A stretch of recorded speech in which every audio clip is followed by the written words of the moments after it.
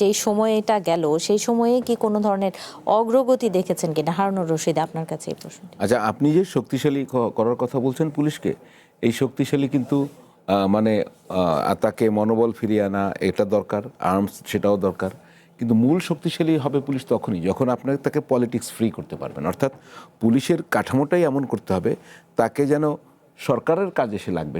সরকার তো পুলিশ বাহিনী পরিচালনা করার জন্যই আছে, কিন্তু তাকে যেন পলিটিক্যালি বায়াসড না করা যায়।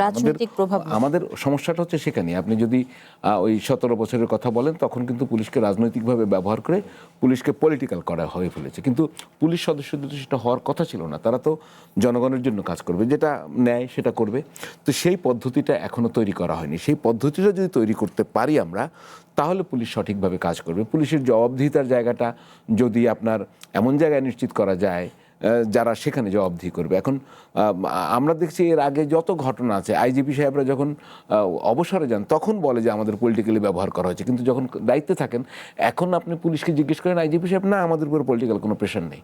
এখন আছে কি নাই সেটা আপনার বাস্তবতা বলে দেবে, কিন্তু যে জিনিসটা হচ্ছে এই জায়গাটা না করলে পুলিশকে আপনি সত্যিকার অর্থে অ্যাক্টিভেট করতে পারবেন না।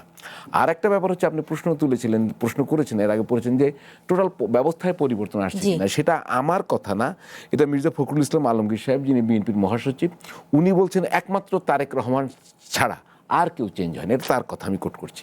আমি একটা উদাহরণ দিয়ে বলি যে আপনার এনসিপির এই যে পদযাত্রা ছিল, আমরা যখন হবিগঞ্জ টমগঞ্জ ওই সময় যখন এনসিপির তাদেরকে থামিয়ে দেওয়া, তাদের উপর হামলা চালানো, মূল বিষয়টা কি নাসিরুদ্দিন পাটোয়ারির কথাবার্তা অগ্রহণযোগ্য। এই ক্ষোভ থেকেই বলা হচ্ছে, করা হচ্ছে। কিন্তু আপনি কথার পরিবর্তে কি লাঠি হবে কিনা, এই প্রশ্নটা তো আগেই মীমাংসা হয়নি। আমরা গত সরকারের আমলে কি বলেছি যে কথার জন্য কি মামলা হবে, কথার জন্য কি মানুষের শাস্তি হবে। এখন তার কথাটা যদি অশ্লীল হয়, যে আইনে সে অশ্লীলতা রোধ করা যায় সেই আইনে তাকে ব্যবস্থা নেন। তো সে ব্যবস্থা নেবে কি ছাত্রদল?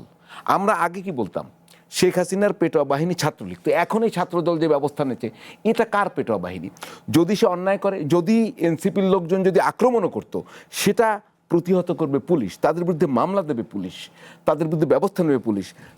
নাসিরুদ্দিন পাটোয়ারির ওই ল্যাঙ্গুয়েজ আমি একদমই পছন্দ করি না, আপনাকে বারবারই বলে। আমি একটা টক শোতে তাকে প্রশ্ন করেছিলাম, কিন্তু তার এই ল্যাঙ্গুয়েজ অপছন্দ করলে আমাকে আইনগতভাবেই যেতে হবে। কেউ যদি বলে বিক্ষুব্ধ হয়ে হামলা করেছে, আমাকে অনেক বলছে এই বিক্ষুব্ধ হয়ে হামলার তো কোনো জাস্টিফিকেশন নেই, এটা লিগাল না। সুতরাং ওইখানেই ন্যায় বিচার প্রতিষ্ঠা, ওইখানেই আইন। যে অন্যায় করবে তাকে শাস্তির আওতায় নিতে হবে, কিন্তু কোনো একটি সংগঠন গিয়ে সেটা মাঠে কিন্তু পুলিশের কাজ করতে হবে না। অর্থাৎ আপনি যে বলছেন পুলিশকে সঠিকভাবে কাজ করতে দিতে হলে ওইখান থেকে ওই বাহিনীও তুলে নিতে হবে।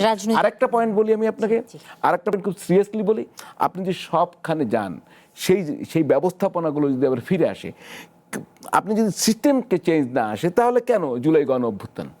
এই সিস্টেম চেঞ্জের জন্য আমি সেই চেঞ্জগুলা হয়তো বা আসবে, কিন্তু এখনো এই অল্প সময় আমি দেখিনি। আর ইন্টারিম গভর্নমেন্টের সময় তো আমরা মবই ফিরিয়ে এনেছিলাম, দেখি সামনে হয় কিনা।